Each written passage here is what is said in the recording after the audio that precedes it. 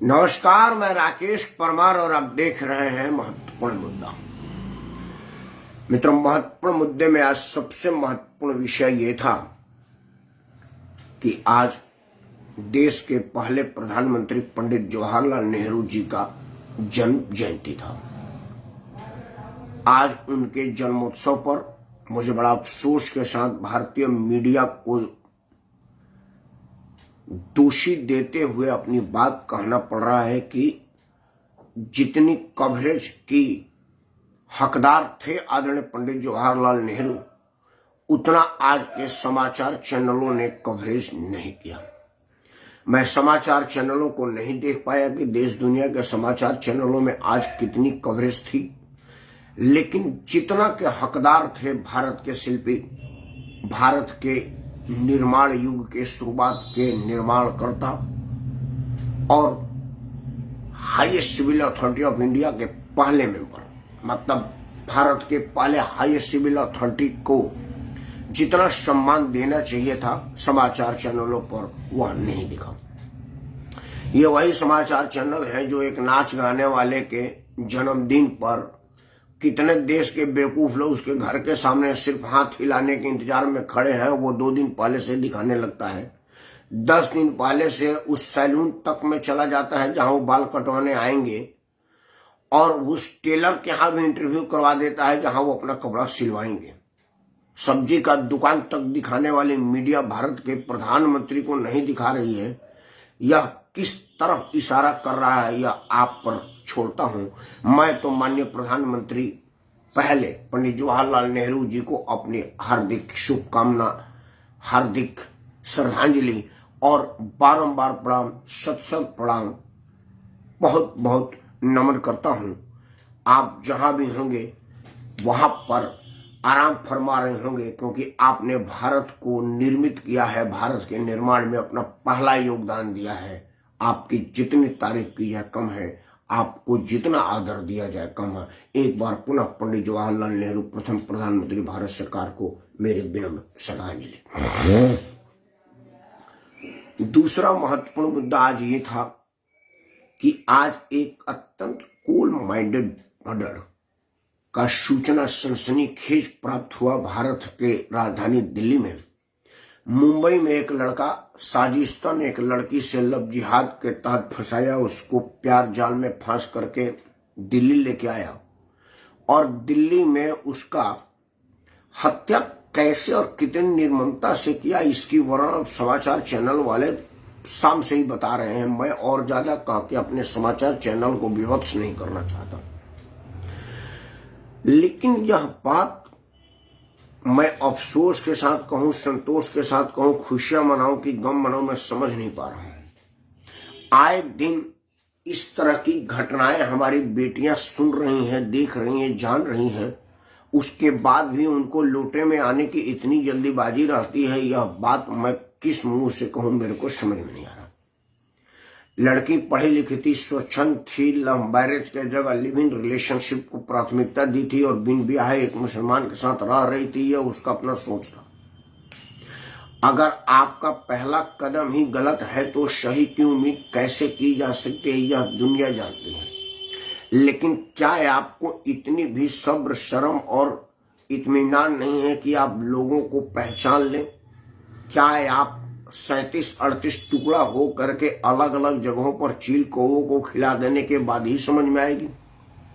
और क्या मैं यह मान लूं कि यह विभत्स हत्या अंतिम हत्या होगा, अब इसके बाद कोई बहन बेटी हमारी इस तरह से काटी नहीं जाएगी? मैं दावे के साथ कह सकता हूं कि यह अंतिम नहीं होगी, रोज रोज इस तरह का होगा, क्योंकि हमारी बेटियां सुधरने का नाम नहीं ले रही हैं। और वो क्यों सुधरेंगे, वो तो मिशन पे है। इस दुखद और विभत्स हत्या पर फांसी होगी, यह अवश्यंभावी है, साफ साफ दिख रहा है। लेकिन क्या इतनी विभत्स हत्या पर सिर्फ फांसी नहीं, इस पर विचार करना चाहिए कि क्या उसको इसी तरह की सजा पूरी प्रेस कॉन्फ्रेंस बुला करके न दी जाए, जिससे और लोगों की आंखें खुले और डर व्याप्त हो। हमें इसकी एक मुहिम चलानी चाहिए, अपने सरकारों को इस पर मजबूर करना चाहिए। विषय ये भी बड़ा गंभीर था, लेकिन इस पर चर्चा समाचार चैनल वाले खूब किए हैं, तो मैं भी कहूं क्या फायदा।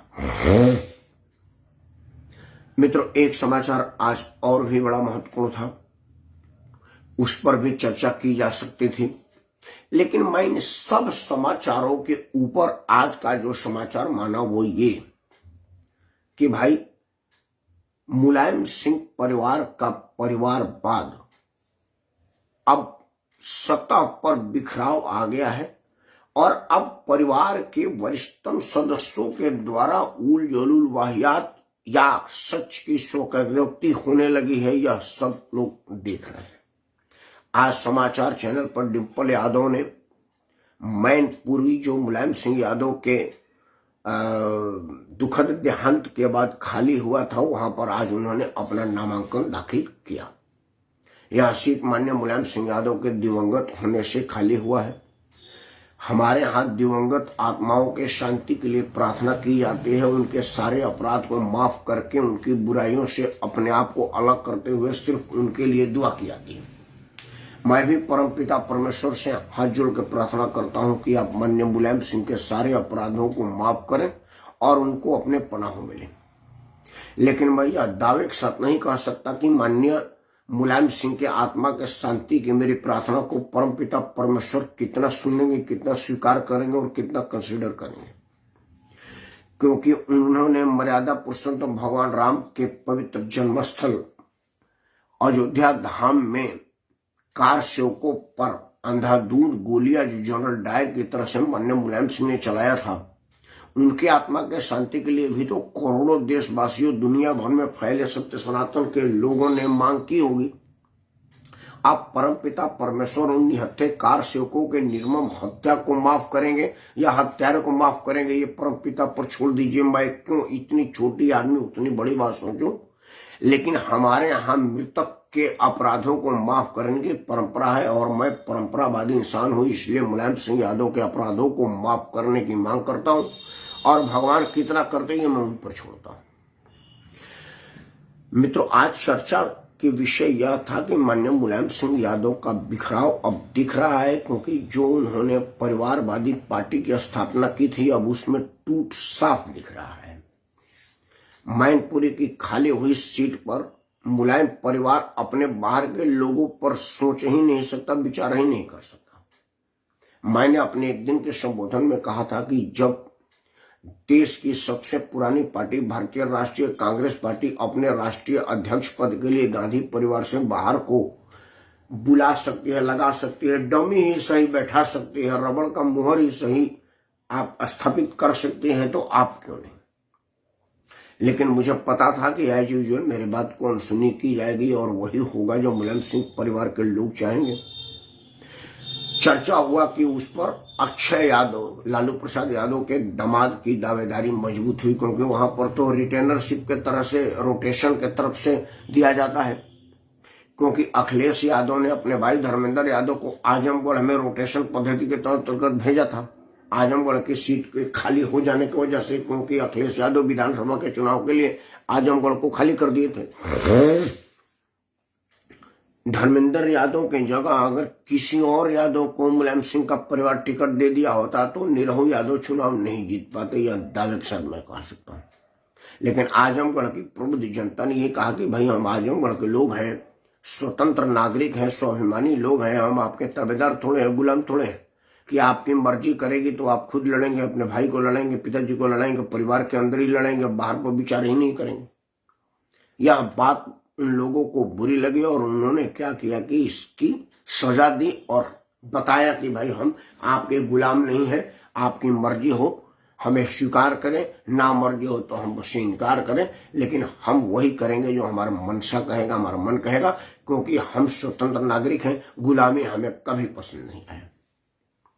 खैर, डिम्पल यादव के चुनाव लड़ने से 2-3 चीजें बात बिल्कुल स्पष्ट हो गई है। सबसे पहले पत्रकारों ने रामगोपाल यादव से पूछा कि भाई शिवपाल नहीं आए हैं, उनका क्या, और डिम्पल यादव की छोटी बहन गोतनी, जिसको हमारे यहाँ बोलते हैं देवरानी, जिसको आप बोलिए, वो अपर्णा यादव भी विरोध की स्वर उठाए हुए हैं। रामगोपाल यादव आमतौर पर हल्के शब्दों का इस्तेमाल नहीं करते। हालांकि वो कहाँ प्रोफेसर है, किस कॉलेज में प्रोफेसर है, ये पता चलते ही हम आपको खबर करेंगे, हमको ही पता नहीं है। लेकिन प्रोफेसर साहब कहलाते हैं। वो कहाँ के प्रोफेसर ये वही जाने। लेकिन कहलाने वाले ही प्रोफेसर साहब ने कहा कि देखिए, शिवपाल से पूछ करके टिकट दी गई थी। अब शिवपाल को किस तरह से पूछा गया कि शिवपाल यादव खुद नहीं आए। शिवपाल यादव जेड ग्रेड की सुरक्षा में है, उनके गाड़ी का तेल भारत सरकार के तरफ से जाता है, उनके पास अपना तेल की जरूरत नहीं होती। तो वो लखनऊ से इटावा आने में जो तेल पानी का खर्चा लगेगा वो भारत सरकार का होगा। फिर भी शिवपाल यादव क्यों नहीं आए। और मुलायम सिंह यादव से लेकर अखिलेश यादव तक जन सेवा के अलावा जो माल सेवा मुलायम सिंह यादव के नाम पर, अखिलेश यादव के काम पर जो शिवपाल ने कमाया हुआ है, तो रुपए की इतनी अकूत भंडार उनके पास है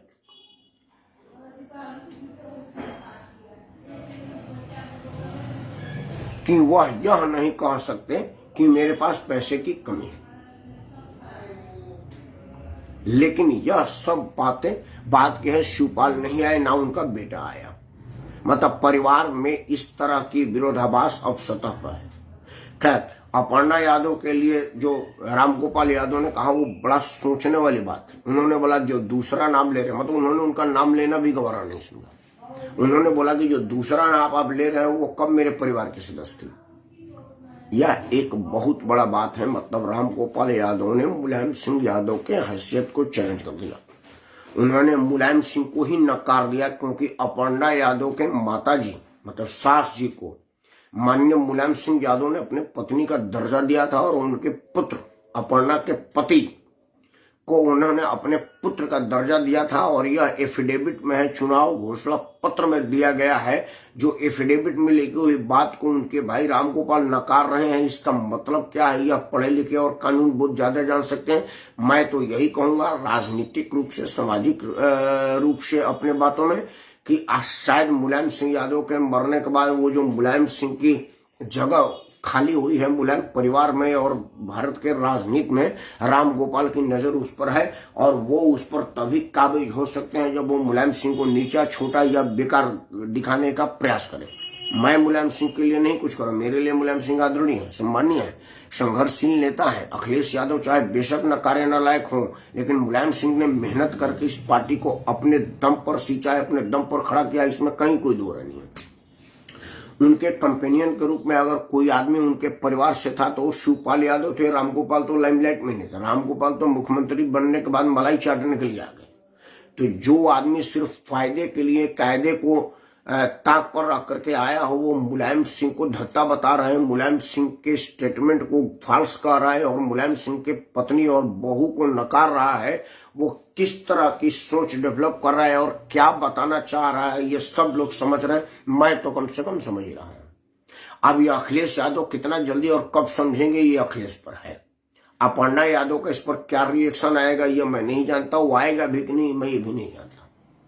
और अगर अपर्णा यादव में थोड़ी बहुत भी राजनीतिक समझदारी होगी तो वो ये कहेंगे कि शिवपाल यादव तो मेरे ससुर लगते थे, रामगोपाल किस हैसियत से बोल रहे हैं। रामगोपाल की हैसियत नहीं है कि मैं उन पर कोई बयान दे सकूं, इस लायक भी नहीं है। वो यही कहेगी अगर उसको राजनीतिक रूप से थोड़ी बहुत भी चपलता होगी तो।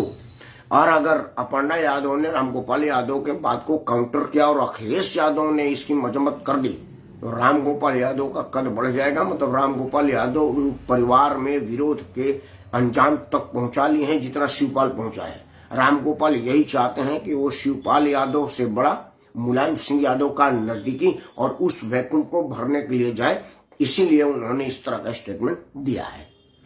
लेकिन इस तरह का स्टेटमेंट मृतक मुलायम सिंह यादव के आत्मा को शांति पहुंचाएगी या अशांति पहुंचाएगी, यह जग जाहिर है, हम तो समझ रहे हैं। अब आते हैं परिणाम पर। मित्रों, जिस मैनपुरी सीट से मुलायम सिंह यादव चुनाव लड़ रहे हैं, इसी सीट को बचाने के लिए उन्होंने मायावती को के सामने शस्त्रांत होने के लिए अपने बेटे को भेज दिया था। और मायावती ने बीच सड़क से उतार करके अपने घर पर पूरी बाउंड्री लंघवाते हुए पैदल बुलवाई थी अखिलेश यादव को। मतलब सब समाचार चैनलों पर चला था कि अखिलेश यादव के एंट्री के लिए मायावती ने अपना घर का गेट नहीं खोला था, पैदल वाले रास्ते को खुलवाई, गाड़ी से बाहर उतरवाई उनको और पूरे समाचार चैनल के सामने उनको पैदल चलवाते हुए अपने सामने बुलाई थी। जिस सीट को बचाने के लिए अखिलेश यादव जिस तरह से वैष्णो देवी के यहाँ पदयात्रा करते हैं, अमरनाथ के यहाँ पदयात्रा करते हैं, माता रानी के दरबार में जाने के लिए चप्पल उतार के पदयात्रा करते हैं, मायावती के दरबार में अखिलेश यादव ने शास्त्रांग दंडवत करते हुए उसके श्री चरणों तक जाए थे, पांव छू करके फोटो खिंचवाया था और मायावती को उस स्टेटमेंट को सही साबित किया था जो कहा था कि हमारे भाई एक हो जाए तो इन यादों को अपने कदमों में झुकाऊंगी, और उन्होंने झुकाए और बाकायदे इसका फोटो ट्वीट करके सार्वजनिक किया।